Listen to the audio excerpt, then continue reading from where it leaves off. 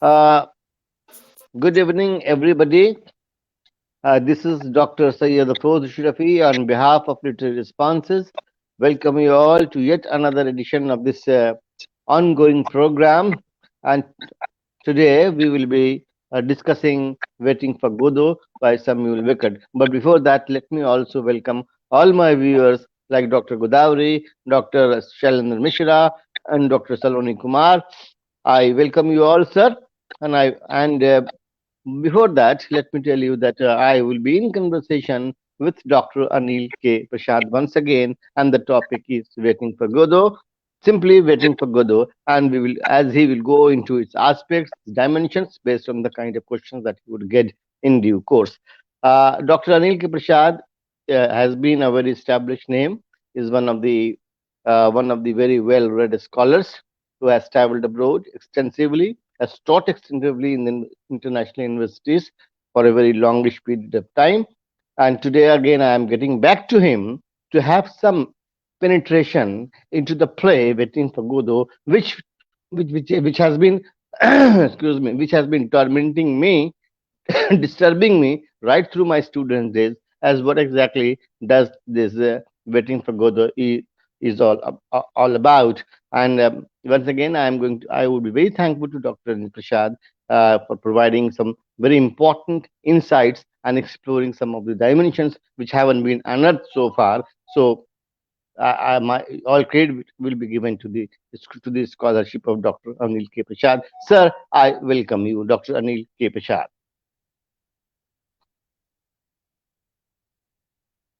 Hello, can you hear me, sir? Dr. Thank Anil? you. Thank you very much. Thank you Oh, very much. Thank you very much for your generous introduction and welcoming all the viewers and the panelists. I would like to say in the beginning that this talk that we organize is due to Dr. Ashrafi's efforts, and thank you very I much, sir. thank literary responses for this. And we had in the past a series of talks on partition literature 1 and 2 and post colonial literature, Dalit Yes, literature, and parents in partition world literature, literature. yes. And Literature. we have decided to start with textual analysis. This is not to undermine the scholarship of my audience and my colleagues, but for the benefit of students and such scholars, some students requested us to launch this project. So we start with uh, Waiting for Godot, because this is a very enigmatic play. And if we Google Waiting for Godot, we get some 900,000 entries.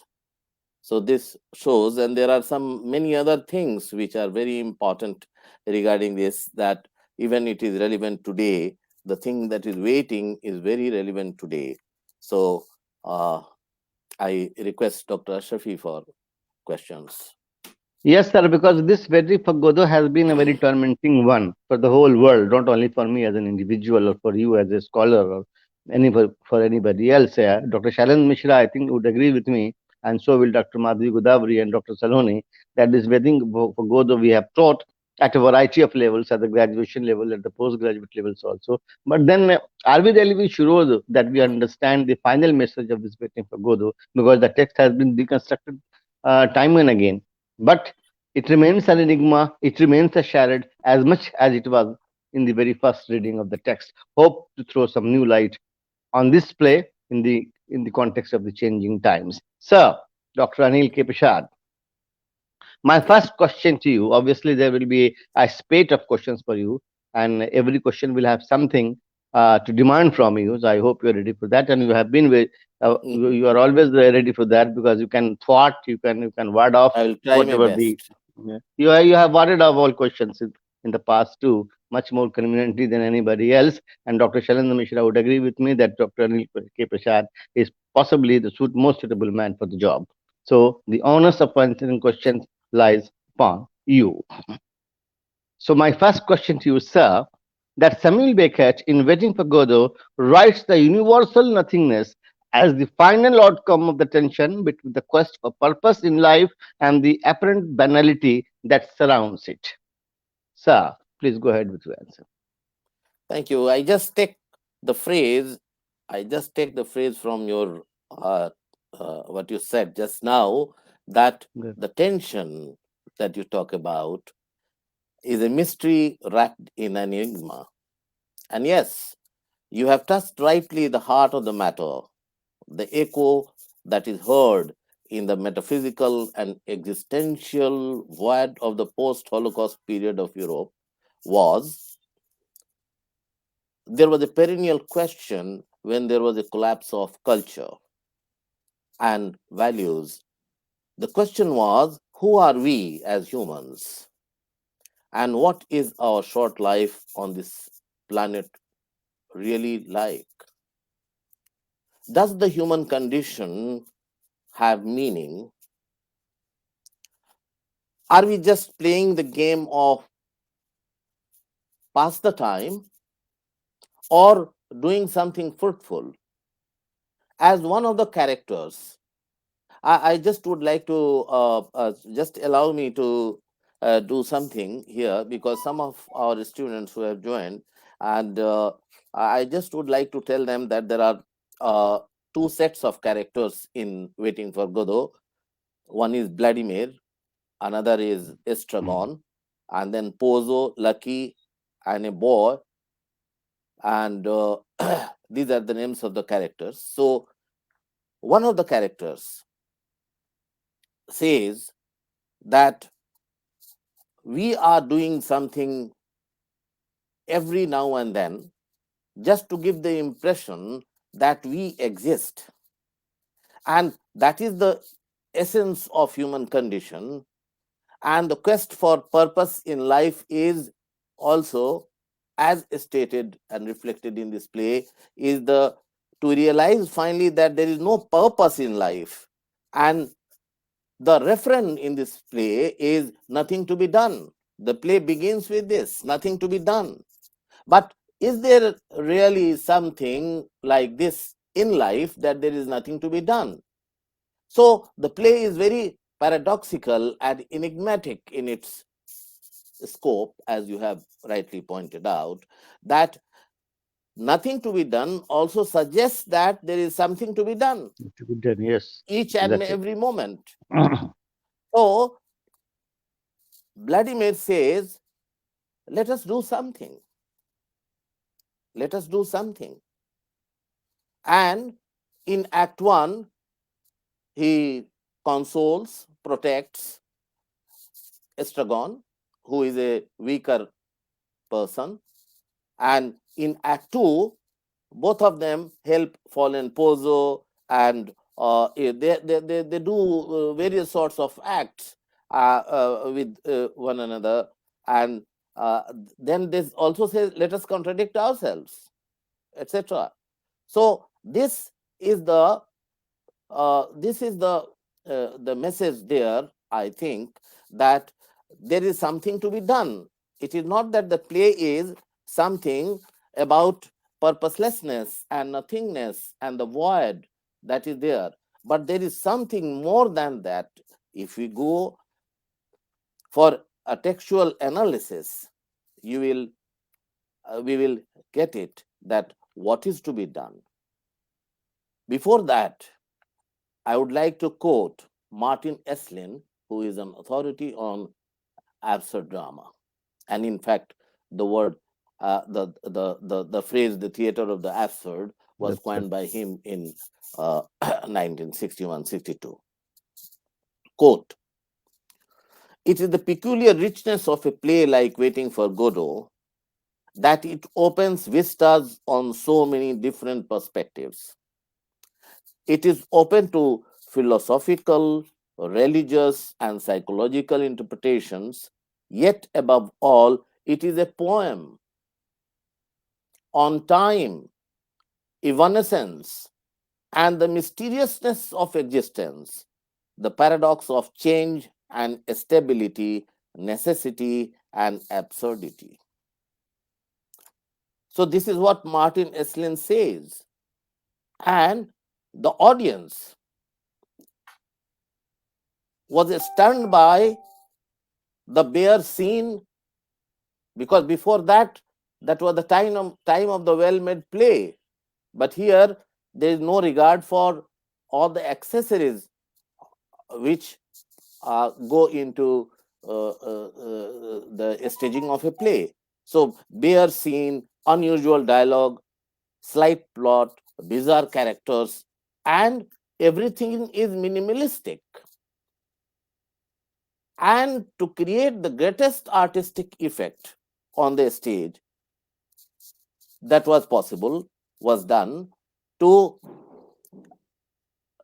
express the human condition, the post Second World War situation that was there, and the story that was there. There was no story at all. Everything was static. At the same time, it was moving. So the plot was very circular, and it is about two men, and again, two sets of men come. It is about nothingness, Yes. purposelessness, but it is also about friendship. And there is an aura of nihilism in the play, and there is nothing of value and meaning in human life that is suggested, but there is friendship, there is a need of togetherness, and it is not only to pass the time, but also to go beyond time.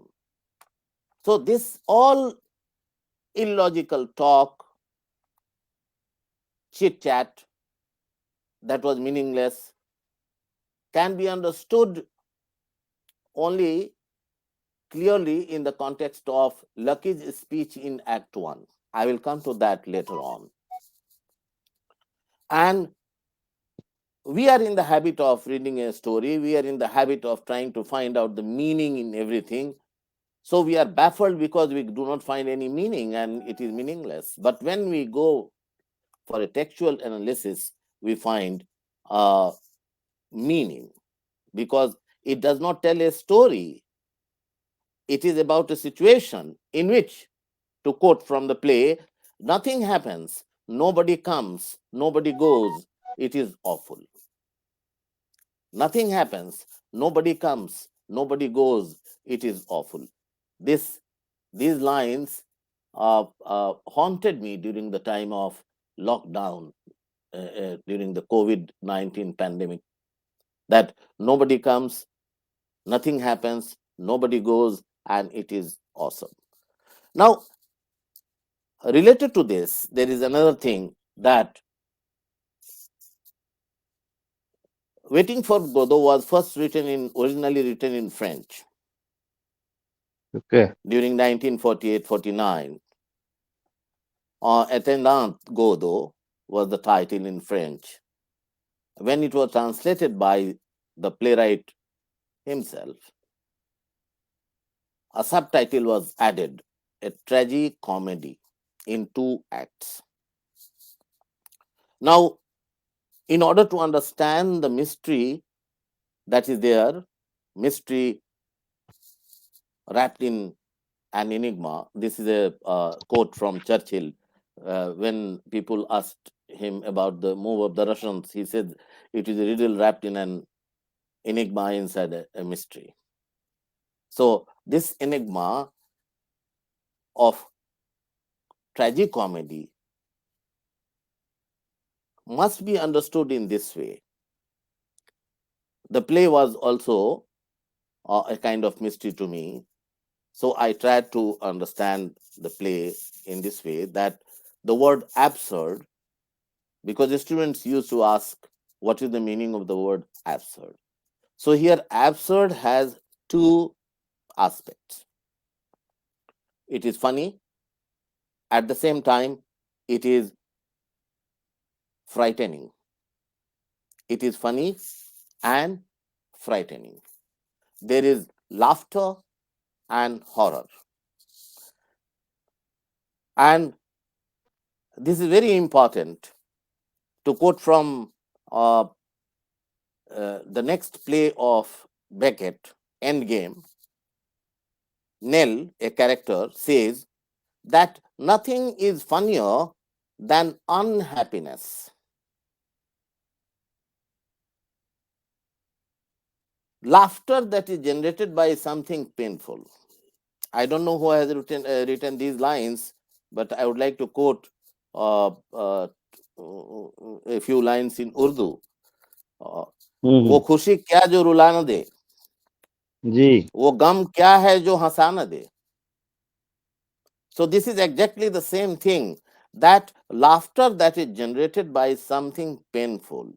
So this is how the the theme of tragic comedy is explained, that it is both funny and frightening. It is both funny and frightening.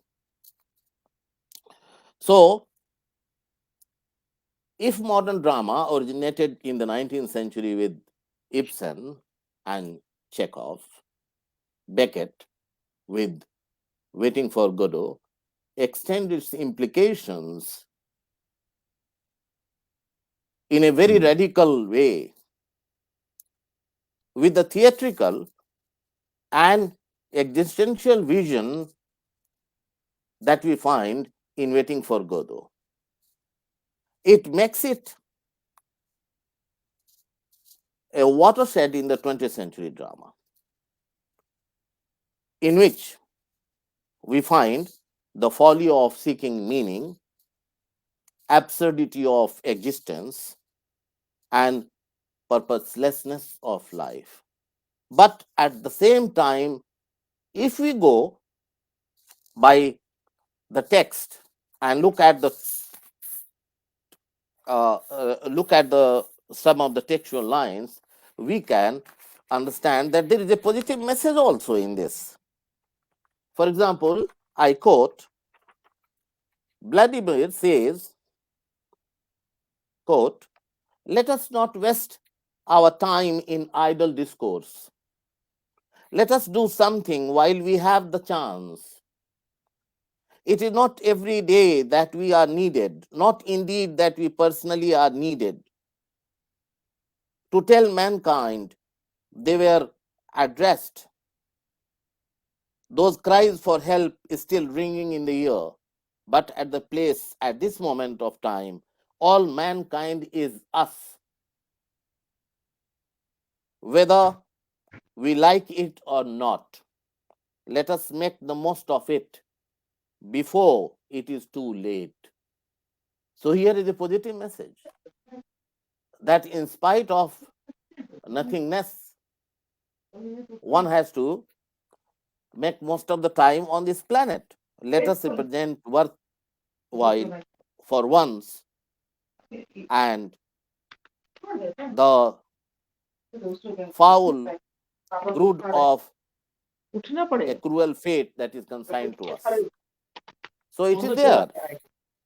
Our cruel fate is there. But he says, let us make most of it. So this is what I have to say all about your first question. So next question, please. Okay, sir. Thank you very much for a very comprehensive answer, and I hope it has to an extent dissolved the possible confusion that always permeates the reading of Waiting for Confusion, as what finally it is in terms of a serious message to the world. That's very well said. Very well said. Right. Okay. So on to the next question, sir. That theater of the absurd, as it has been coined, to refer to a group of dramatists who had in the genesis of their imagination the existential undercurrents. Where would you draw a line between the two? That means there are two terms. One is absurdism and the other is existentialism. And generally, we construe in terms of meaning or in terms of exploring possibilities of what actually they represent by virtue of substance or what. So, can you really draw a specific line where existentialism ends or and absurdism begins? Do you see any difference between the two, or are they really alike? Yeah, Uh, there is a difference between the okay. two, but there is no watertight. They are not watertight compartments. But let me Okay. begin from the beginning. That the the phrase "theater of the absurd" was coined by Martin Esslin in 1962, and in the post Second World War scenario, there were certain plays written by some playwrights in the late 1950s. They were primarily European, and they were called the theater of the absurd. A theater that sought to represent the absurdity of human existence in a meaningless universe by unusual representation of the human condition.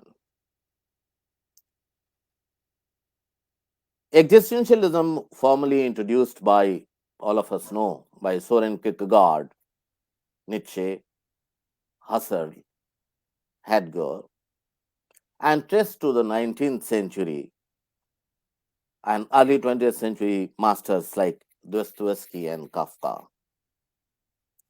And in the mid 20th century, Sartre, whose Being and Nothingness, No Exit, 1944, they are all express existentialist themes. The incomprehensibility of this universe, the irrationality of the behavior of the human condition in the form of a logically constructed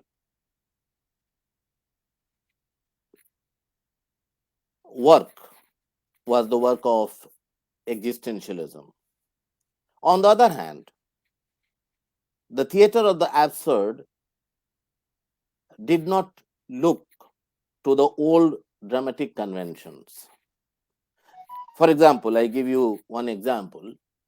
Sartre's play No Exit has all the traditional elements of a play, but it is about the meaninglessness and purposelessness of life. People are in a room, and the room is symbolic of hell, and there is no exit. Is it difficult to get rid of that situation? It was like uh, Hemingway's image of the ring of fire, in which ends are dying and falling, and there is no escape. So here, the existentialists, they are logically constructed plot they have, but in the absurd plays, there is a new content. They invented a new form, and the form is formless. And the form and content both point to the emptiness, the void. For example, in Waiting for Godot, the form and content both point to the uh, content and the void of human condition. I just would like to refer to the last play of Beckett that was in the line of development of his dramatic art. It is called Breath, and it is for 39 seconds. His last play, Breath, is very experimental. It is just for 39 seconds. And what happens in this? It consisted of sounds of a single inhalation and single exhalation of breath,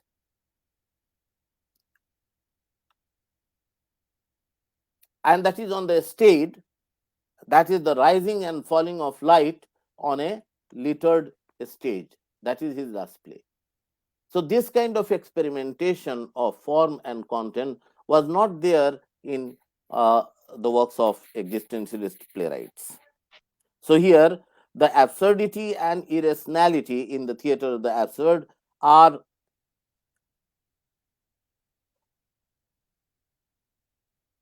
are displayed through form and content both. I will come to it again. Now, the rise of absurdism, again, we can trace in Dadaism, in avant garde literature, and nonsense poetry. But there are certain things of tradition which are there in absurd drama. For example, when you look at Estragon and Vladimir, we remember Lauren and Hardy. When you look at Estragon and uh, Vladimir, you remember Charlie Chaplin's silent plays, silent films. So here, there are some traditional like pantomime, vaudeville. They are there. We reminded of and clowning, fooling, punching someone, disturbing, verbal nonsense, repartee, fantasy, the allegorical element which are there, the tree as a symbol, boot, hat, these are all symbols used there. So here the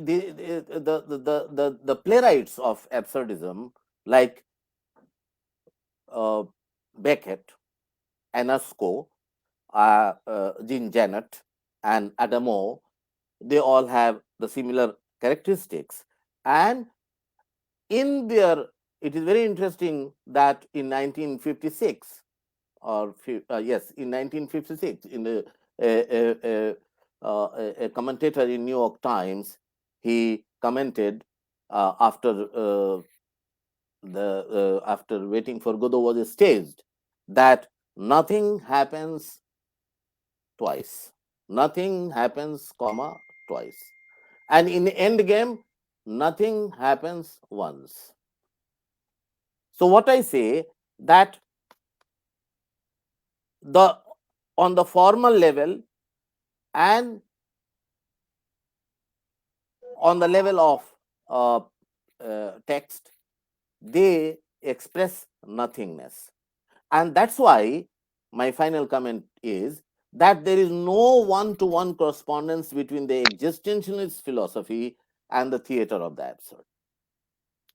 There is no one to one correspondence between the existentialist philosophy and the theater of the absurd. Nevertheless, the existentialist thought is subtly woven into the absurdist plays. They are there, but they are not the same.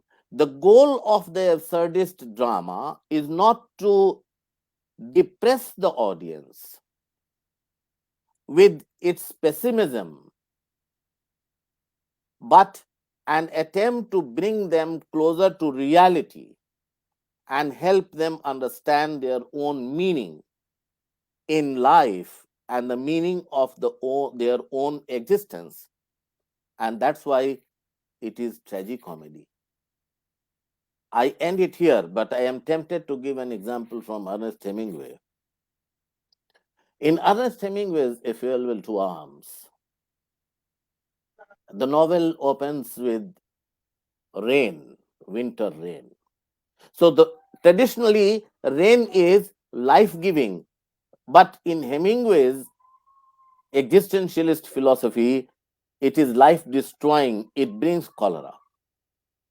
And Okay. again, at the same time, at the end of the novel, when the protagonist goes to see her beloved, who gives birth to a stillborn child, he comes out of the hotel and it was raining, symbolizing death. So this is the difference between the existentialist philosophy and absurdist philosophy. And this is my answer. Okay, thank you very much, sir. I don't think anybody can have such a fine view of existentialism or absurdism the way you not only define them, but also you drew a line where exactly does this absurdism begin and existentialism ends. So that is particularly a very important observation made by you. And all confusion, because there tends to be an overlapping, especially for the students. They get confused, they get pulverized as what these the two streams Yeah. of thoughts So, are. But yeah, yeah, my sir, my piece of advice to the students is to understand and the fine distinction between nihilism, existentialism, absurdism, and absolutely. and Yeah. they will help them a lot. Because when I was a student, I had the same confusion, and I used to think that they are very identical philosophies based on the theme of nothingness, whether it was existentialism, nihilism, or absurdism. But thank you very much, sir, for drawing some very categorical lines while expatiating the differences between the three very overlapping terms. Sir, it's been very satisfying. It's fantastic, absolutely, in terms of eliciting a very positive response from you, and thank you very much for that. So, moving on to the next question, which is Godot represents the possibility of action, which are shambolic. Does it suggest that Godot will not emerge to salvage the banality of human existence? So, the question, therefore, here is that if Godot emerged, would he have salvaged the banality of human existence, or the life would have continued the way it is or it has been since time immemorial? So the point here is this, which I am trying to seek from you as an explanation of the question, that does he emerge to salvage the banality of existence? Sir, please. I would like to go back to the days when Beckett was involved in resistance movement. Beckett was Hmm. in France and with his wife Suzanne. When French occupied, it was in 1948, 49, after the Allied forces had liberated France from German occupation. Before that, uh, why does he write this?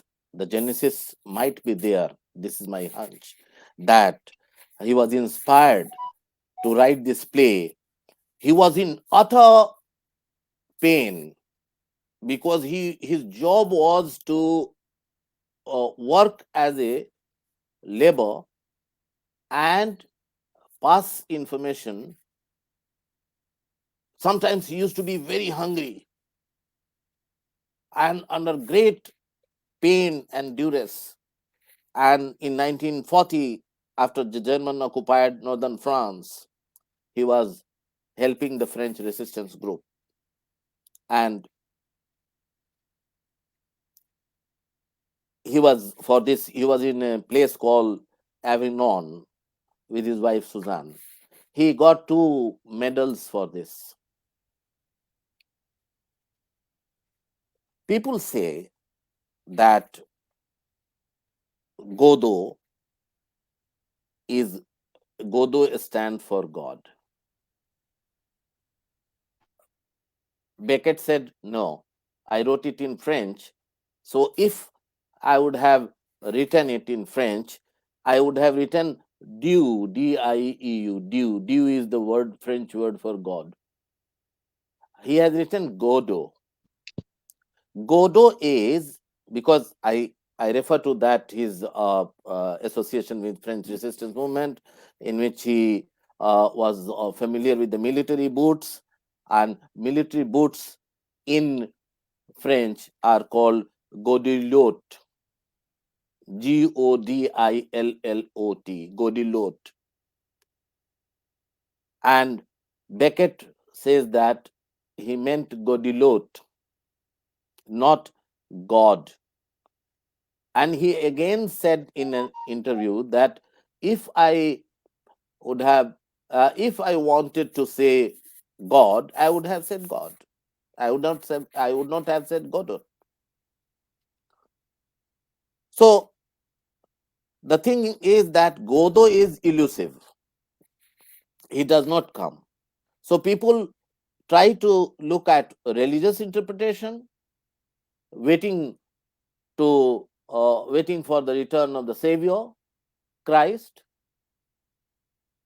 and people try to have political interpretation in Pozo and Lucky, because they are a capitalist and blind to Pozo is blind to what is happening around, and is very cruel and overbearing, and Lucky is dumb, he is unable to protest, and this is a kind of allegory of Franco-German relationship. So let us go to, as I said to you, that I will come to Lucky's speech later. Lucky has a speech in Act 1. It's a very difficult speech, and if I read one or two lines of this, it's very difficult to Okay. understand. Given the existence as uttered forth in the public works of Puncher and what man of personal God, qua, qua, qua, qua, with white beard, qua, qua, qua, qua, outside time without extension, who from the heights of divine apathia, divine aphasia, a divine ethambia, love us dearly to some exceptions for reason unknown, etc. He goes on. It's very interesting. It is on Facebook. If someone would like to understand uh, mm, Beckett, he should like the page, Samuel Beckett page. They are all productions are there. Everything is there, and Lucky's speech is there. It is a kind of soliloquy in which three words are very important: apathia, apathy; aphasia, loss of ability to understand; and athambia is imperturbability, and qua is a meaningless word. So it is a kind of parody. What he does, what Beckett does through this speech, he parodies 100, 1,500 years of European achievement in the field of theology and scholarly discourse. And he seems to say that everything is without any prop and any support. In order to understand this, one has to go back to France when Hemingway, as a young man, met Gertrude Stein. And Gertrude Stein said to her in French, Votre génération perdue, you are the lost generation. Why did she call him people of lost generation? Because they lost faith in all the good things, all the props that sustained civilization, religion, culture, values, and that's why she called him both generation perdue. You are lost generation. So here again, please look at the development. By the time uh, we come to George Bernard Shaw, he tries to find the ills of society in socialism, and he says interrogate, question. Then we come in 1922, the First World War period, and we have Ulysses and the Westland, in which there is a hope. Ulysses ends with yes, yes, I am yes, yes, yes. So there is a positivity, there is affirmation. In spite of all the things, there is a hope. And Westland, the peace passeth is passeth in understanding. So there is a hope of da datta dwadham. There is redemption.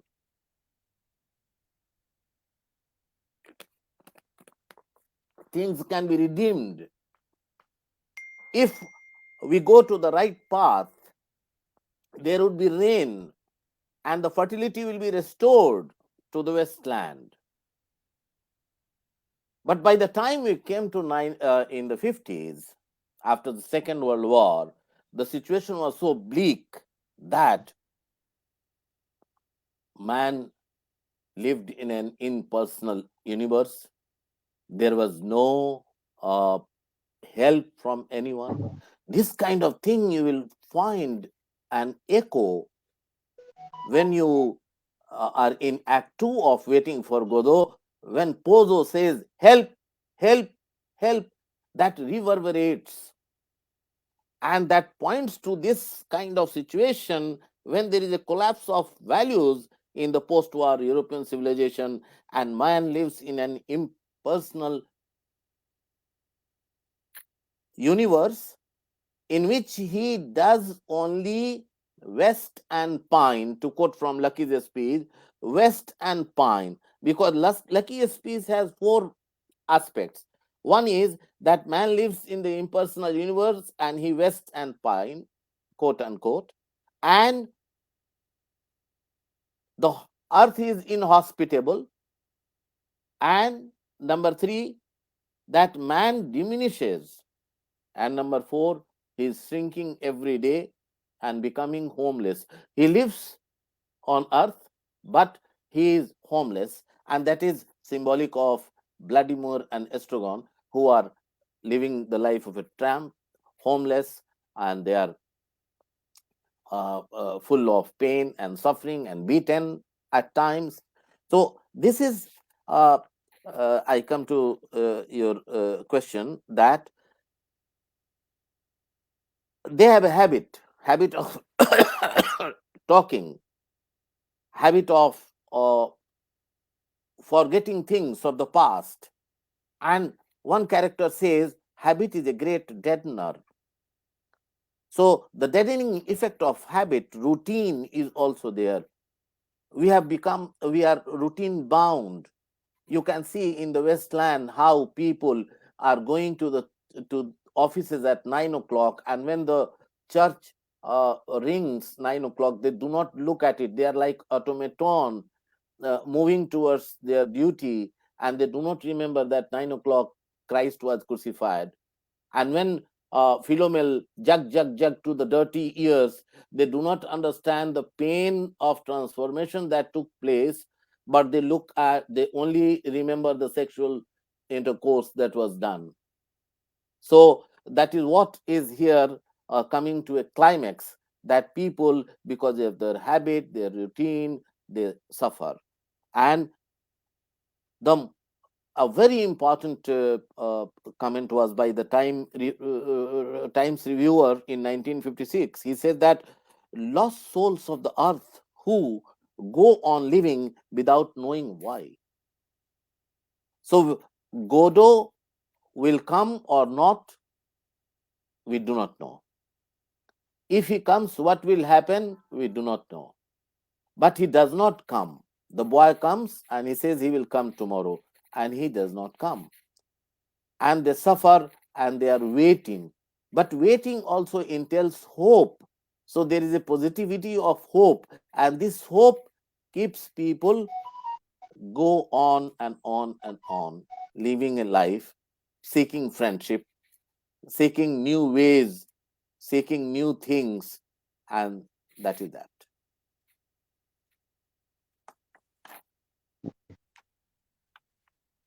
Okay, sir. Thank you very much for this very uh, scholarly explanation of the ways to salvage the banality, and what, according to Samuel Beckett, it was or it is, which you have already explained. On to the next question, sir. That in its structure, Waiting for Godot, Vladimir and Stragon are ostensibly despair to see the repetitive actions of life, and Godot, and in Godot, they anticipate the escape from the dull pulsing of blood, which is too quite a sham. So the question, to simplify it, is why they are so despaired, and are they really scared of the repetitive actions of the day-to-day life? That's what you referred to just before. That this monotony and this repetitive actions of life leave a very a negative impact on the vibrancy of the human character.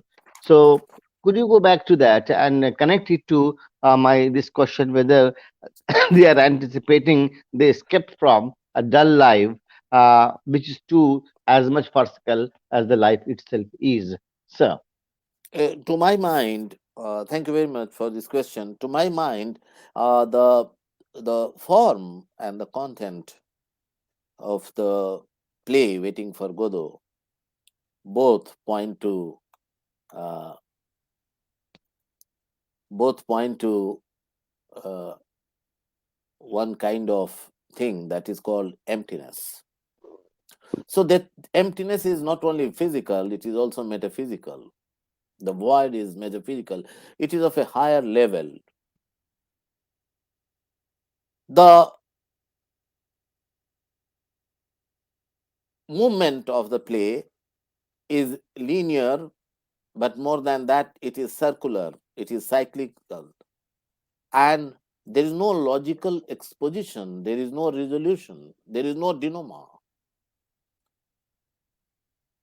So, what happens in the structure? The structure is carefully crafted to express the static nature of life, the deadening effect of routine, as I said, but there is a structural cohesion due to rhythmic repetition of certain themes, incidents, and situations. The themes of this play are very interesting.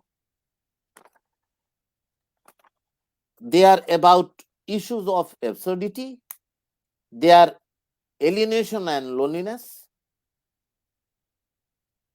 they are about appearance and reality, death, doubt, ambiguity, about time, about meaning of life, about language and meaning, and search for the self.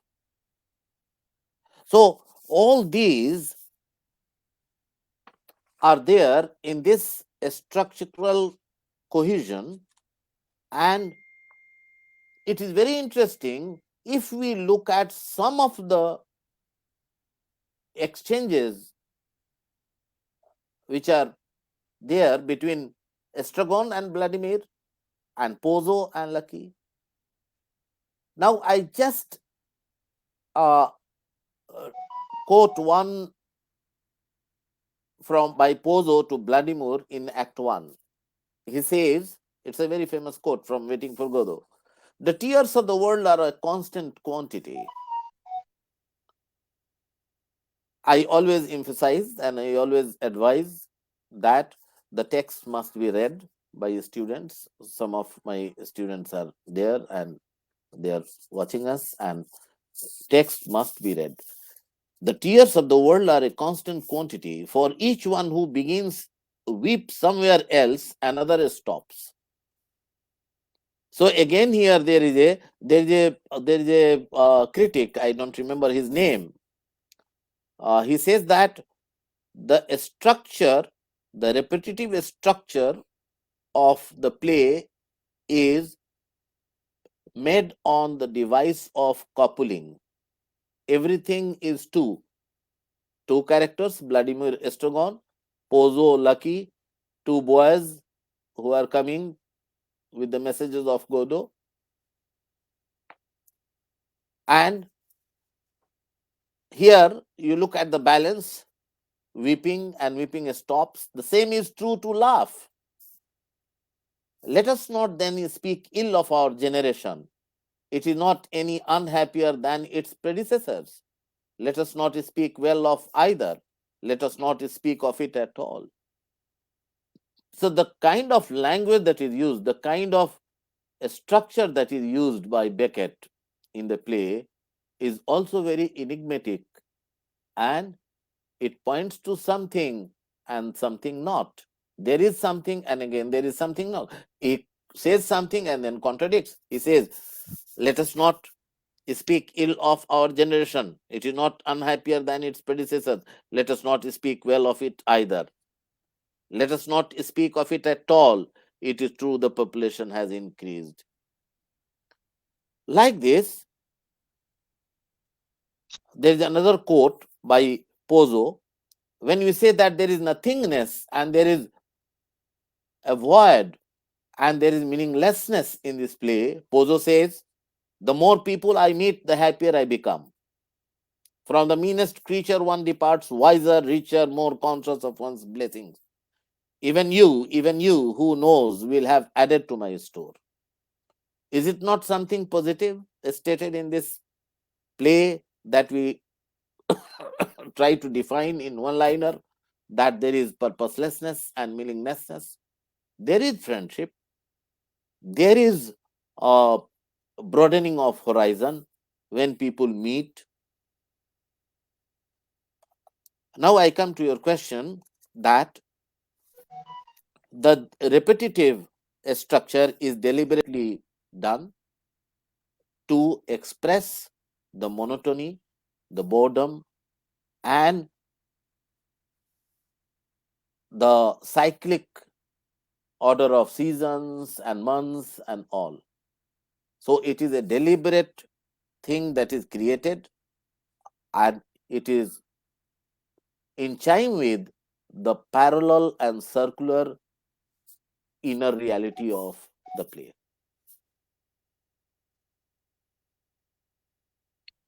Okay. Okay, sir. Thank you very much. Because there is always the question that when I was a student, I faced that. When I'm a teacher, I'm still facing it, or perhaps I will keep it facing that. This is the is it this waiting for Godot? Apart from the question that I asked you, it is simply an afterthought which came to me. So, is it the metaphysical anguish of the human existence that that might have driven Beckett to the writing of Waiting for Godot, or did he really personally experience the apparent banality, the apparent contradictions that abound life itself? Sir, Yes, I think both the things are there on the personal level, on the metaphysical level. Both the things are there. I put a comment on FB when I announced about this uh, Pram. Yeah. webinar that let us look at this play in the light of COVID-19 pandemic and the post COVID-19 pandemic, when the doors of human complacency are pushed by Omicron. It is Yeah. not knocking at the door, it has entered. So the main, the key word is waiting. Yes. We are waiting, and that is the relevance of the play, and that is the meaning of the play, and that is the way we should understand the play. Your question is very good question, and Thank you, it sir. will I will try to explain it to you in this way.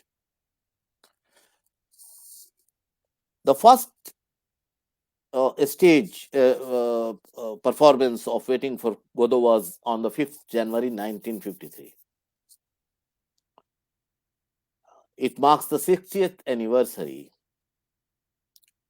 and Waiting for Godot is undoubtedly one of the most important plays of the 20th century. I am not saying this. The University of Reading has the world's largest collection of resources on Waiting for Godot, and it has highlighted its impact on literature, philosophy, culture, and media, and visual and performing arts. Let us look at the impact it created then, in the middle, and again. Why? Where was the impact? This will help us understand that why is it so powerful as a play, why it attracted.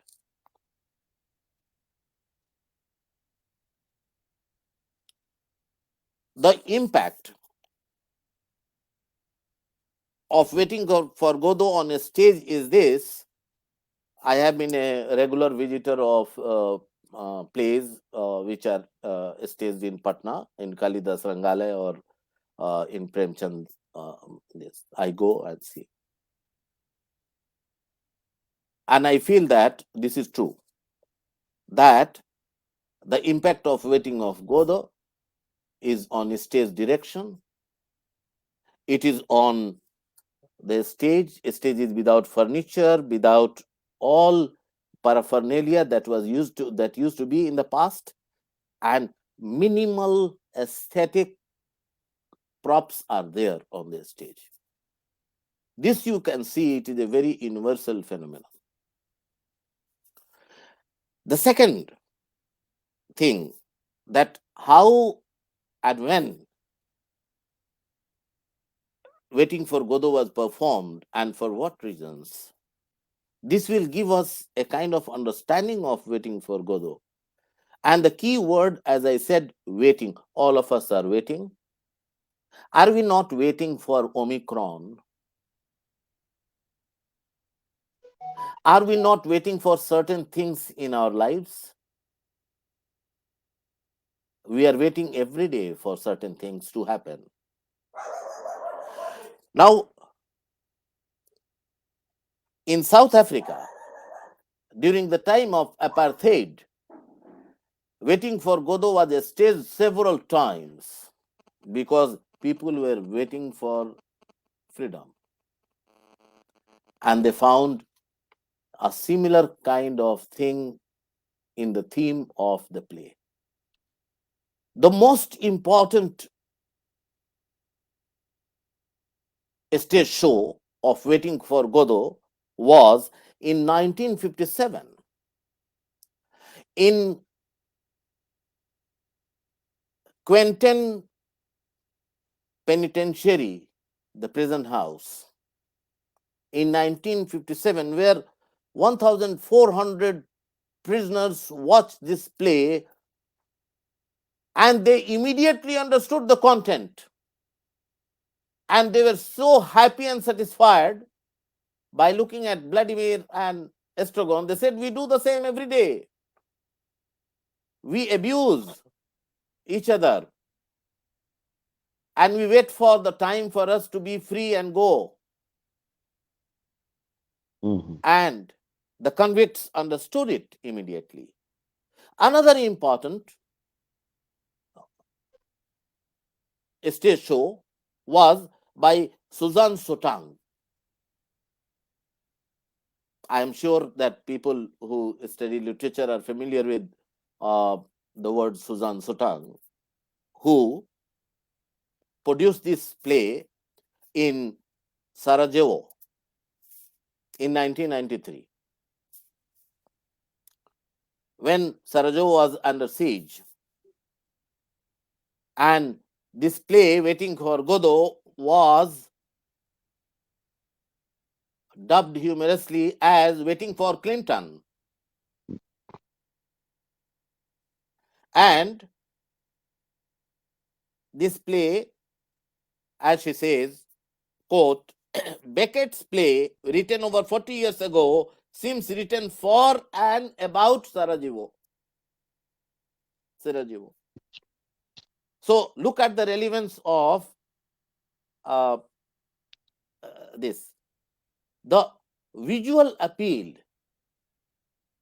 even today, whenever it is staged, the visual appeal of Waiting for Godot is great.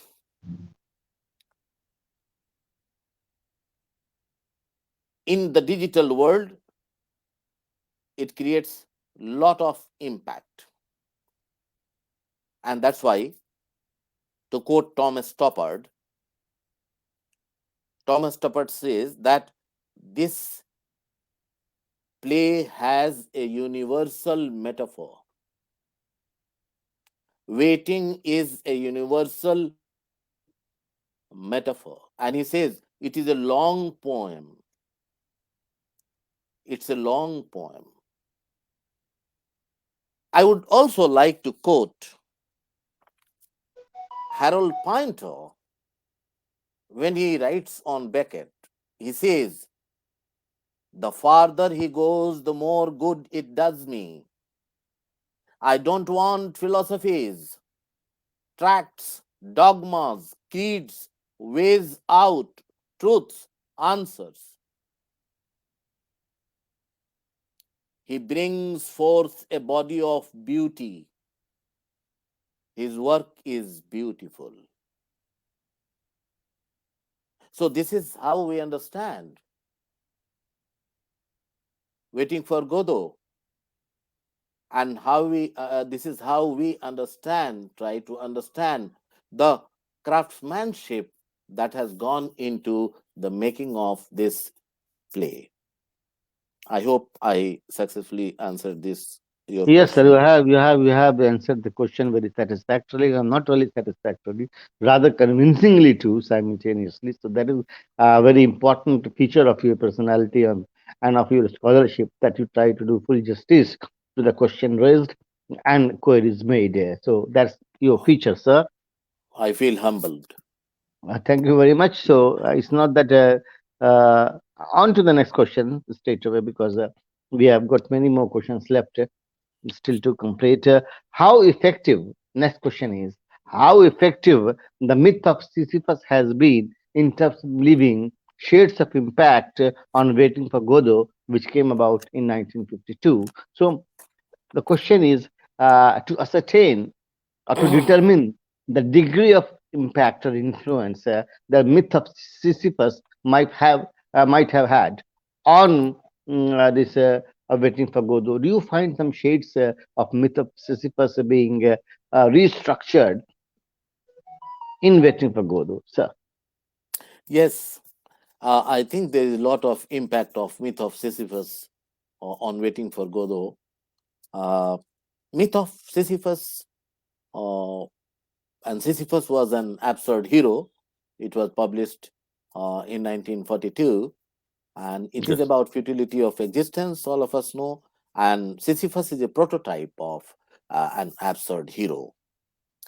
Albert Camus believed uh, that boredom is the root cause of problems, and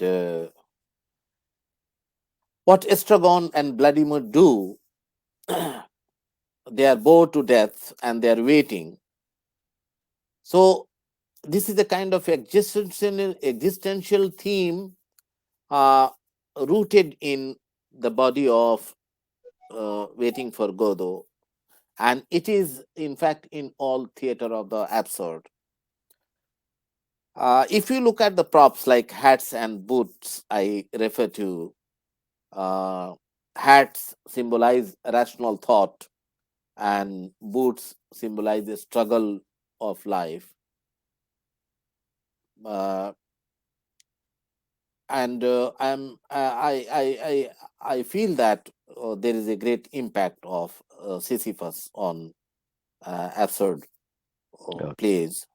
But one thing I would like to say, correct me if I am wrong, uh, by creating, he has not created Sisyphus. Sisyphus is a character, and there is a story behind it. That why was he given this punishment? There are two stories, which I don't want to go into the details of that.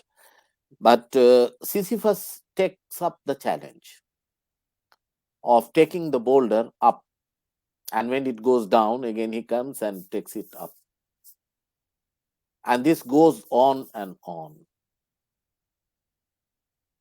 But he does not think of committing suicide. He takes up the challenge. And here in Waiting for Godot, the suicidal tendency is there in the tramps. They avoid it, and oh, sorry. So this is, I feel that myth of Sisyphus is a seminal influence on Waiting for Godot, Oh, and we find there are lots of examples of this, which I think it will take a lot of time. Not uh, required. Yeah. but I can read. I can do. For example, Vladimir says in Act One, uh, he says, "What do we do next?" Estragon says, "Don't let do anything. It is safer." Now, it is very ironical. He, one has to do something, and they try to do something, but they are static. They are at one place. In another court, Vladimir, nothing you can do about it. No use struggling. One is what one is. No use wriggling. Then Vladimir says, the essential does not change. So that is the essential condition Sisyphus is condemned to, and he has to suffer the punishment. He cannot escape. And I refer to uh, Hemingway's image of ring of fire, and ants are surrounded inside, and they cannot escape. They burn and die. They burn and die. So there is no escape from the punishment. One has to suffer. That is the message of myth of Sisyphus. And here Oh, it is the same. You okay, are sir. Thank you bound to very the much, wheel sir. of fire. Mhm. Yeah. Okay. Have you completed your answer, sir? Yes. Are you Okay. Thank you satisfied very with much. this? I'm more than Nothing satisfied to be with the done. explanation. I am more than satisfied with the explanation Thank you. given while ascertaining the impact of or determining the impact of myth of Sisyphus um, on waiting for Godot or in the writing of waiting for Godot for whatever you can choose it to be. On to the next question, sir. The two characters in the play waiting for Godot, who Godot are not sure who they are waiting for which itself is ridiculous as the very act of waiting, and again the central term that binds them is absurd. How do you explain this absurdity? The question, perhaps, I think, is a little bit complex. Let me simplify it for you, for your understanding, so that you could give a more reasonable and more convincing explanation of, in terms of an answer. That the two characters in the play are in the play waiting for Godot are not sure who they are waiting for. First part is the two characters are not very sure who they're waiting for. They are waiting for God, they are waiting for Christ, they are waiting for some other prophet or something like that. And the second part of the question is this, that this act of waiting itself is uh, seemingly ridiculous. It doesn't have much of a substance as they are waiting and waiting and waiting, and finally nothing emerges from anywhere. And again, the central term that binds them is absurd. So, is it the absurdity of the moment which binds them together, which holds them together, which connects one to the another, or both are of the same kind that they are simply hanging on without having a sense of purpose or direction? And then, how do you explain this absurdity, this rather apparent absurdity in the very act of waiting, which holds terror also for the audience and for the viewers too, sir? The act of waiting is always painful, as I said to you. And waiting Yes, for Godot, the emphasis is on waiting. So they are waiting. The act of waiting is always painful. I am going to catch a flight. The flight is delayed. I wait. yes, So while waiting, I can read a book. I watch other passengers loitering around. I can uh, uh, I can write messages on WhatsApp. I can do many things, but actually, I'm waiting. So waiting is sometimes at the back of my mind. I am waiting. In the yes, meantime, I do some other things in order to uh, show that we exist. Now, aren't all of us waiting for death? Osho says our destination is death. सफर का मजा Yes, लीजिए. yes, sir. सफर का मजा लीजिए. So whatever we do, our end is that. So in the meantime, we do so many things, some meaningful, some meaningless, some unnecessary things, wasting time. We do not know sometimes what to do in this period of waiting. So we waste time. So here there is a I read the quote in which there is something says that we have to we do not we should not waste time. We should make use of our time. It also says so. Waiting is absurd, and we do not know who are we waiting for. This is all conjecture. Even about God, we do not know about him. We do not know anything about afterlife.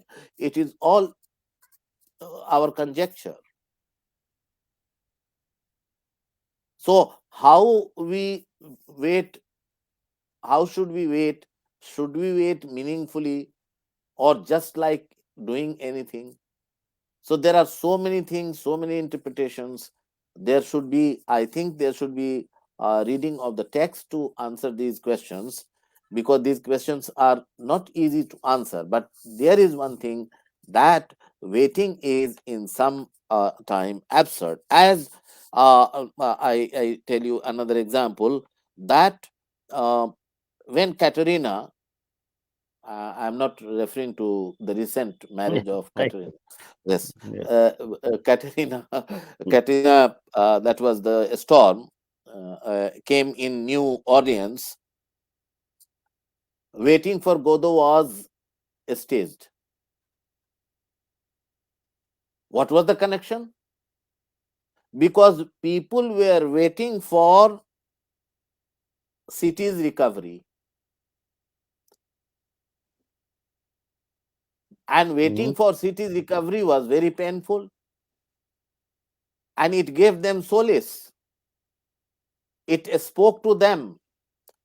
It had an positive echo for them, as it has for the prisoners, as it had in Sarajevo, when instead of saying waiting for Godot, they were saying waiting for Clinton.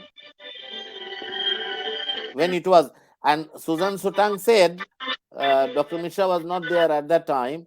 So for him, I quote again that Susan Sutang said that Beckett's play written over 40 years ago seems written for and about Sarajevo. So that is how the play has acquired meaning.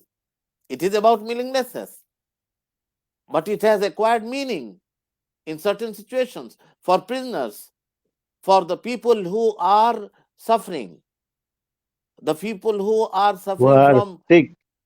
sick and they are waiting.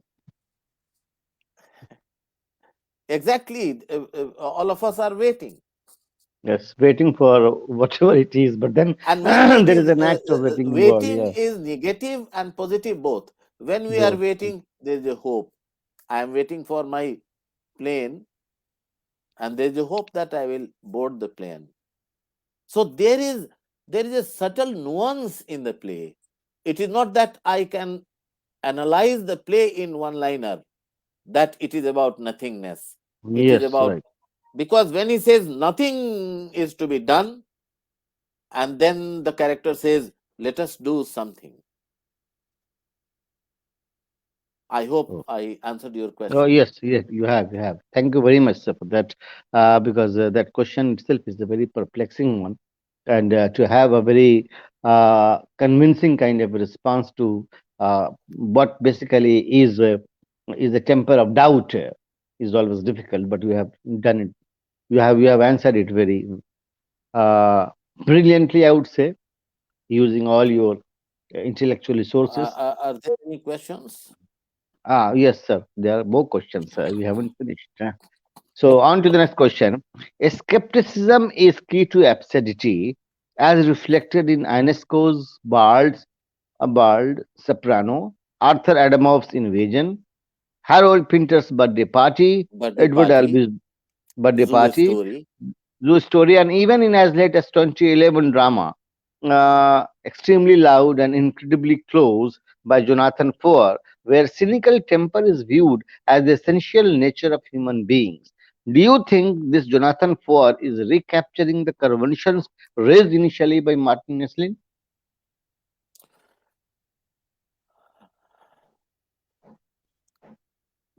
Sir, There was a seminar in Patna University when I was a student of MA on the art of the novel. A very famous professor came, and we used to have habit of keeping autograph book. I He wrote doubt everything in my autograph book. yeah, Doubt yes. everything. Skepticism is the Hmm. was the part of the philosophy of enlightenment, because the one who was a skeptic, was a person who was able to think critically and methodically. That's why to be a skeptic was a very good. I give you example today about today's happenings. For example, the side effect of globalization. Not all people are happy with globalization. The skeptic thinks that the bad effects of globalization are greater than the positive effects.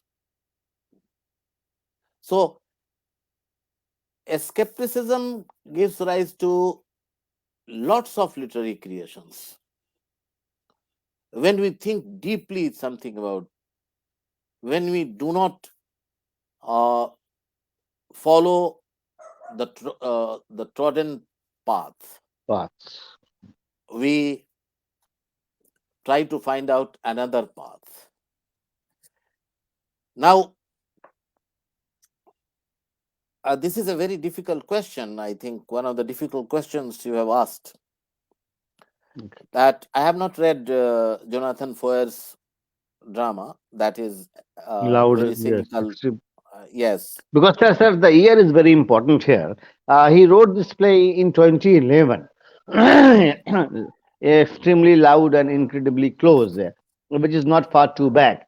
That means the manifestation of that nothingness through this waiting for Godot finds reflection or keeps finding reflection in one form or the other. And as late as 2011, when a drama like extremely loud and incredibly close almost almost captures that eccentricity of the drama, that eccentricity of the human sensibility, that eccentric mind, that eccentric action, that eccentric designs of life itself.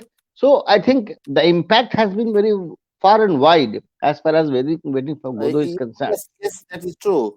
I have not read it, and I didn't get Yes, time to read it, but I remember him because he is very famous for a book called Eating Animals. yes, he has many books, but this is something which why I'm going That, back to this. Yeah, that's what I said to you, that Waiting for Godot has very far-reaching impact, there and you are. Yes. it is a very, very important text, because uh, it is multidimensional. It is not It is. It is. It is. it is not a kind of text that is closed text. It is open ended. It is open to various kinds of interpretations. It is open to the kind of interpretations what is said, the infinity text, the text that has infinite meanings, like 100 years of solitude.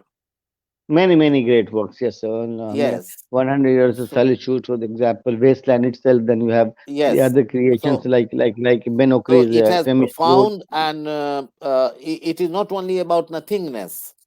It is also about it is also about critique of language, Yes, interaction, but then sir, interpersonal sir, communication, and uh, we find all these in Bald Soprano, in yeah, all that. Invasion, Birthday Party, Yes, in Zoo Story, yes, when Peter is provoked and he is killed by a knife. He is not killed, he is impaled by a knife. He is crucified on a knife like Christ. So many things are there, and they are there. But I would like to say one thing, that it is very important uh, element, skepticism in absurdity, and look at the thing in literary perspective in this way, that Hemingway in Old Man on the Sea gives a message that man can be destroyed. destroyed but cannot be defeated. Yes, During the same period, William Faulkner, in his Nobel uh, Prize speech, acceptance speech, he said that man will prevail. but But but Captain after Ahab did not that, prevail. there is a situation, the situation comes that man is not sure that he will prevail. And he has another kind of problem, the inner psychological problem, as we find in uh, in Waiting for Godot, with these two tramps, or in Pozo and Lucky. It is not a simple kind of relationship and understanding. It is very deeply psychologically moving uh, uh, understanding of the play, and that's why we do not catch it, the essence of the play. So I will read this, and I will try to get the answer, because I am not able to answer your question because I have not read Jonathan No, Foer's no, sir. book. You have not. See, you have referred to all those important places already, so there's But not much one left thing is for very Jonathan important, Foer. Yeah. that during this period, in France, in Italy, in Germany, in Spain, in Armenia, in Poland, in Britain, there were writers who were influenced by Samuel Beckett, and they wrote plays on those lines. Okay, sir. Thank you very much, sir, because Any other this question from any yeah. panelists? y- I Any sir, observation? Any question we from will we will we, uh, we will come to the Mr. observation. We will take the observations once we finish the questions. Okay, sir. Any We question will finish them. from Dr. Jaya Prasad, from Dr. Sujit There, Verma, from there will be questions. Mr. Chintu Singh? Uh, any question, please?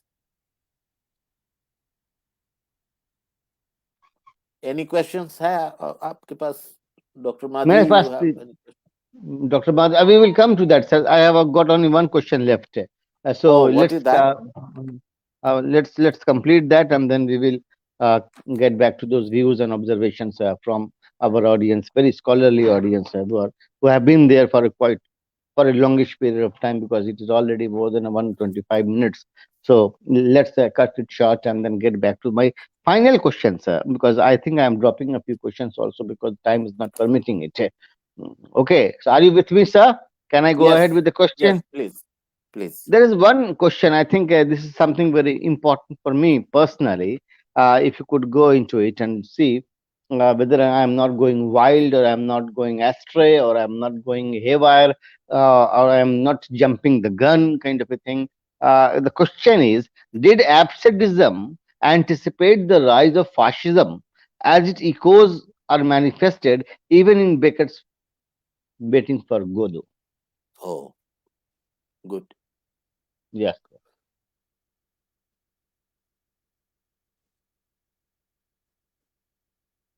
Sir. Fascism believes in authority as the natural law, Yeah.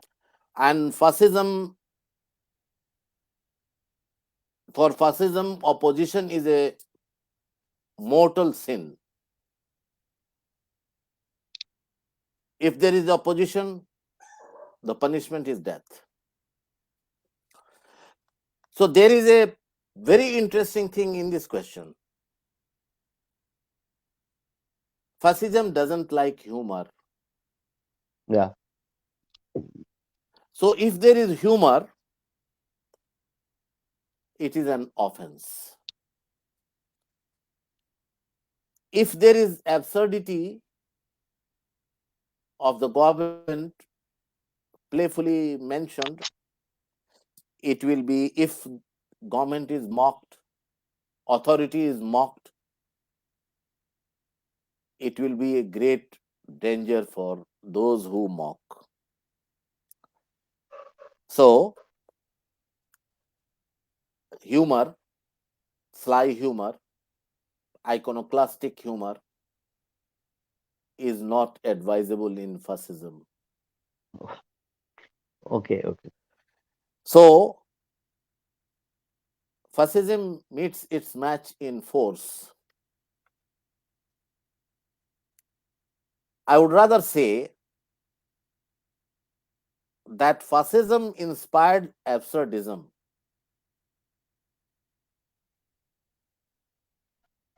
I would like to make this change in your question. You said absurdism anticipates the rise of fascism, and there is an echo in this, and I would say that fascism inspired absurdism. There is an Fascism echo. absurd. There is an echo of fascism in this, in Pozo. Yeah. When we say that there is no traditional, uh, Beckett completely uh, tears himself off from the traditional design, the well-made play, what we call the well-made play, realistic play. There is, he also has taken from tradition. For example, the naming of the characters. Mm. Vladimir. Vladimir means the one who rules. It's a Russian name. Pozo, Italian name. Lucky, once he was asked why you call him lucky, he said he is lucky because he has no expectations. So here, Pozo is a cruel master. He is a very cruel master. Lucky does not put down his baggage on ground. When he stands, he is carrying all the time. Although he staggers, but he is carrying all the time. I remember, when I look at Lucky, I remember a joke which they uh, crack in my native place, that there was a passenger riding the train and he was carrying his load on his head. He was not keeping it down. But the case with Lucky is different. Pozo says that if he thinks he's my slave, he thinks that if he puts them down, I will remove him. So, in order to show his faithfulness, he is always carrying it. Even if he is standing, he is always carrying it. So Pozzo is there. It is an Italian name and it is reminiscent of fascism. So there is a hint. And as I Okay. told you, that it was written during that period when uh, uh, Beckett was working for the intelligence, and he was in a great pain, and sometimes he used to be hungry. Sometimes he used to do menial jobs. So there is, uh, Oh, there is. I think your So question you, is very uh, valid. Thank you very much, sir, for that, making the question valid to the context. I think, can I move to the last question? Though there is one question in between I have skipped because of the paucity of time. We have already covered a long period. On to the last question, because that is always a lurking doubt. You also referred to that in an earlier, to you referred to it in some of your responses, right? That there is a reference to, in terms of what you call religious interpretation of the play. Coming back to that aspect of the religious interpretation of the play, do you think that we can connect this waiting for Godot to the resurrection of Christ? Can we take it that far? Can we take the play that far in terms of a possible Uh, religious I interpretation? You have I already referred to it, yes, sir. no, I refer to religious interpretation when Yeah. Godot is a savior, Christ. But I don't think that this for me personally, I do not subscribe to this thing, because when I read Second Coming, and in Yes, which there there you is are. a the figure, Christ-like figure, Yes, slouches towards Bethlehem to be born. Bethlehem to be born. Yes. Yes, but in this play, that kind of reference is not there. But one can one can do any kind of I raised this study on question, this. sir. But I I don't think that there is something like this. Okay, you I overrule the know possibility of this religious interpretation at all. You there see, you must be say, books and yeah. essays and research papers written on this, but I have never thought in these lines. Okay, you have not thought in these lines. But sir, again, I will insist for a moment more that we have seen that, as you refer to Second Coming as a poem which has a connection, or which connects you to Jesus Christ. Things fall apart and the center cannot hold, and the falcon cannot hear the falcon, and so on and so forth. Here we may not have that kind of a direct references or allusions, but on a higher level, on a higher plane, on a higher philosophical plane, it might appear to have a moment which could suggest that there is some kind of a waiting involved for the resurrection of Christ, and that resurrection of Christ is particularly important in the context of the time when the time itself is crumbling under the duress of the modern human conditions. So, Yeah, it could be possible, but I have to think about it. I have to study it, because I cannot say anything offhand.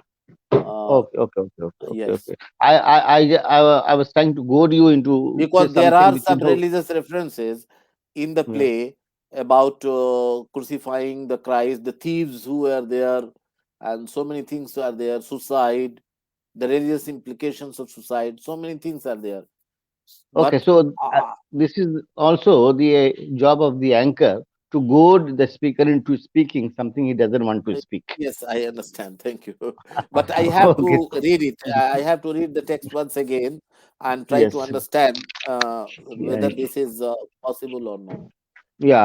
I just was trying to get you committed to an answer, and you have already answered it. Thank you very much, sir, for being very wise You're and welcome. for being very judicious also at the same time, supported by your critical insights.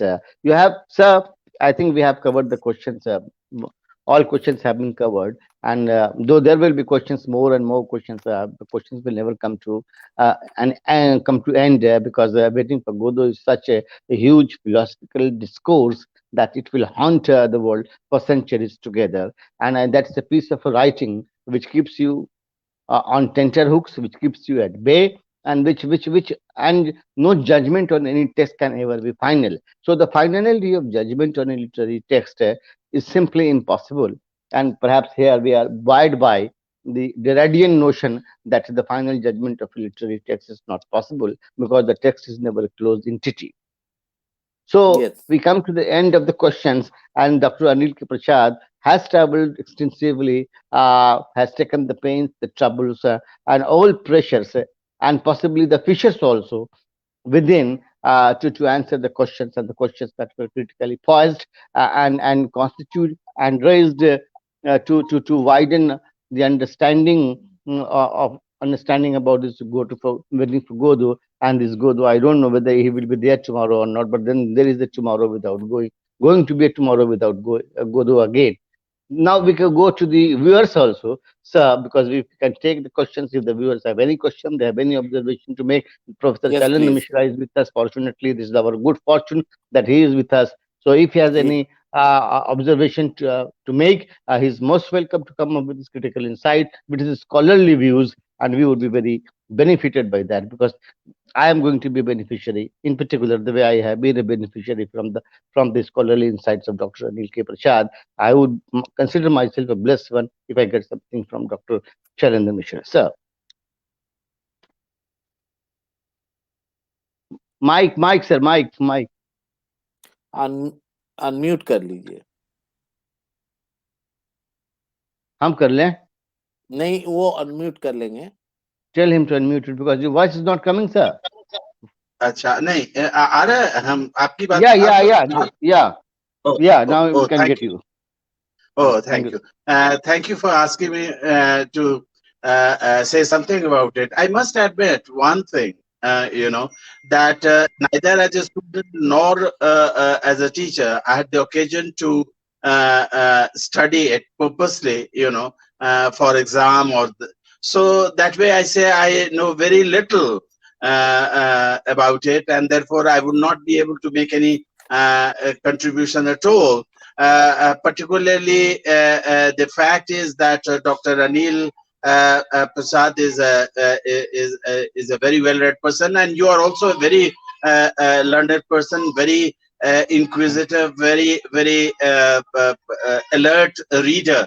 Therefore, I don't think. But some of the things he has said. Well, when we were students, probably at that time you got um, uh, Nobel Prize. I mean Samuel Beckett, and many people, had doubts or had, a very strange feeling about him was that he was an Irishman. He did not choose to write in Irish. Yeah. He did not write it in English. I mean, he translated that one all right, but he wrote it in French. And why did he do that?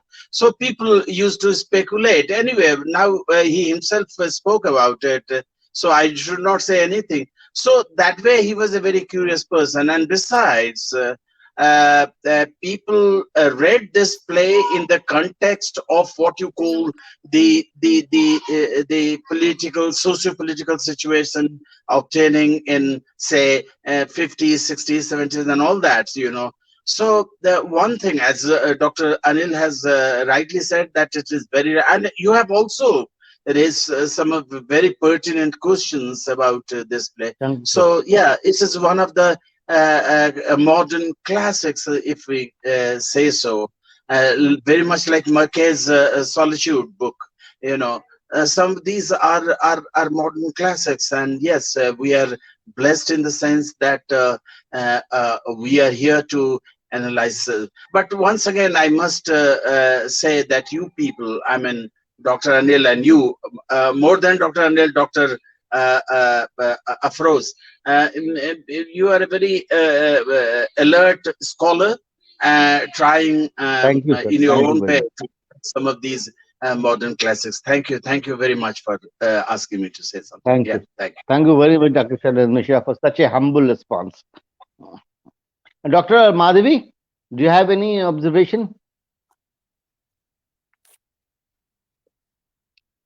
Uh, Sorry, Unmute. sorry, Yeah. sorry. Yeah, I switched it on. Good evening, everybody, and thank you so Good much, evening.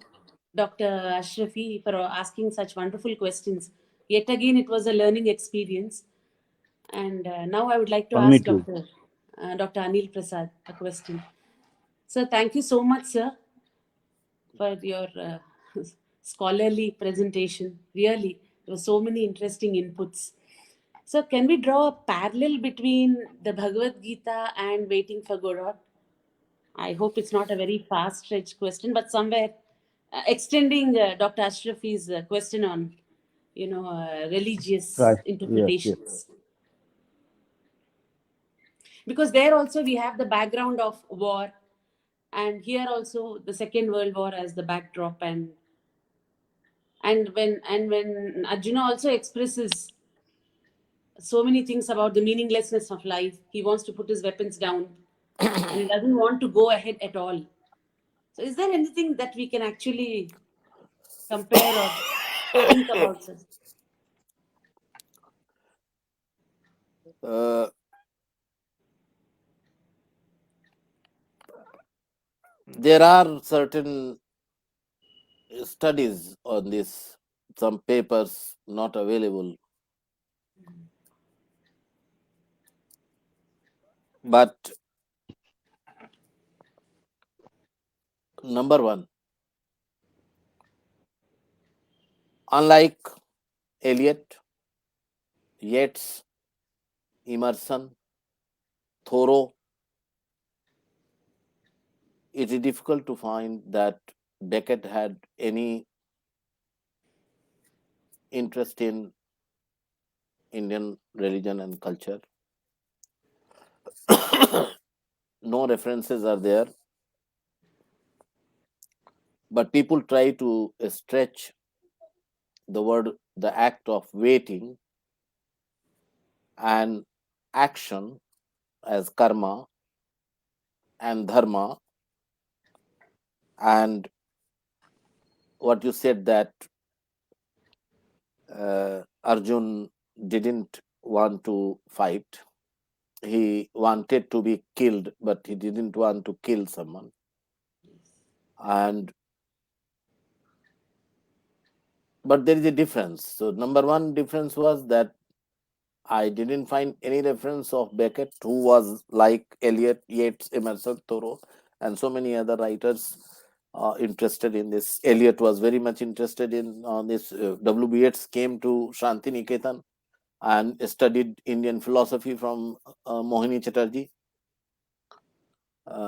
Eliot Quoting, yes, quoting Chantish. from Brihadaranyaka Upanishad, and Brihadaranyaka. very Yes. deep knowledge of. Oriental So people philosophy. are looking at Orientalism. Yes. act of waiting and this, but the difference is that the war is here in the background. Yes. And this is because of the aftermath of war that this situation has taken place. But Arjun is in the middle of the Midst of war. battlefield, Yes. and he had certain questions to ask, that how can he fight with his own kith Kin and and kin. kin. Then the whole uh, essence of Indian Vedant Upanishad is there in Gita, and it starts with that and gives him Krishna gives him so many things about yoga, karma, types of people, types of yogis, transmigration of soul, his own Virat Swarup, how people should see. He also says to Arjun that न तुमाम शक्ष्य दिष्टु मननैव स्वचक्षुषा दिव्यम ददामि ते चक्षु पश्चिमै योगमेश्वरम. Arjun, you cannot see me, you cannot see my Virat Roop unless I give you something. So it is a different kind of text, but the only similarity is on action. Action. One has to do action. This is, I find that act of waiting can be mitigated by action and purposeful, meaningful Meaningful. action. Yeah. Now, again, the question is that if the war took place and his more at the end, after hearing the discourse of Krishna, he says, Arjun, that I all my doubts are removed. and I will do what you want me to do, he says. Now, this kind of thing is not there. So I think then the only one parallel I can find, that he action, Mm. action. So that is the one thread that one can take and do some study, but still I have to look for it and see, is there any study, are there people, uh, were there people working on it, or this something Yes. like. Thank you so So much, this sir. is what I say. Thank So you so thank much. you very much, Thank you, sir. and Any more thank you. question from viewers, sir? Any further question? Any No, question that I we didn't see any question from anyone, okay? and Then we got to conclude it I because it think is we, yes, more we have than, yeah. It is already, it is 1:40, very late, 1 hour and and 45 thank you minutes very is much. already we Yes, have and you covered. had been to college, and so thank you very No much. problem. That's the fatigue coming from heaven. So it's not a sprouting from earth. My fatigue is not a sprouting from earth. It is coming from as a heavenly benediction. It has come to me. Anyway, so sir, thank you very much. Thank you I, very Dr. much. Afroz, So, once again, welcome. Once again, thank Dr. Anil K Prasad from the deepest core of my heart for having covered such a huge intellectual journey, answering every question, going into the minor details of it, and doing full justice to what was the question demanded from him. And he's on a higher intellectual pedestal. There is absolutely no question about that. And I myself was quite a beneficiary by raising some very simple questions and eliciting the most logical, convincing, comprehensive, and compendious responses from Dr. Anil K. Prasad to my questions, and to the best of my satisfaction, and that was to the best of the viewer satisfaction too. So, Dr. Madhavi, I'm thankful to you for being with us this Thank long, because it was the longest spell, and to have this much of time for for an academic exercise is not very common. Now it has become very uncommon. It has become you. very painful to be a No, part of the academic exercise. time has no sense here because it's a timeless classic. As Dr. Yes, Mishra it's has the said, it's a timeless modern classic, classic. and So, Dr. Mishra built it as a modern classic, and it is the modern yes, classic. There's no question yes. about that.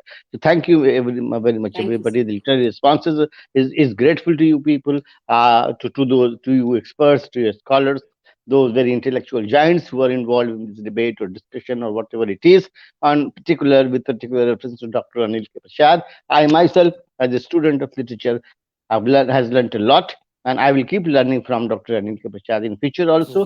And I promise that we will be back with another edition yes, on a different topic on the same channel about the same time. Thank you very much, viewers and thank you very everybody. much. Thank you very And much. now we are Thank waiting you for very the much. next session. Okay, Okay. sure, Thank you. sure, sure. Thank you. Yeah. Yeah, thank you. Okay. Bye. Thank you. Closing.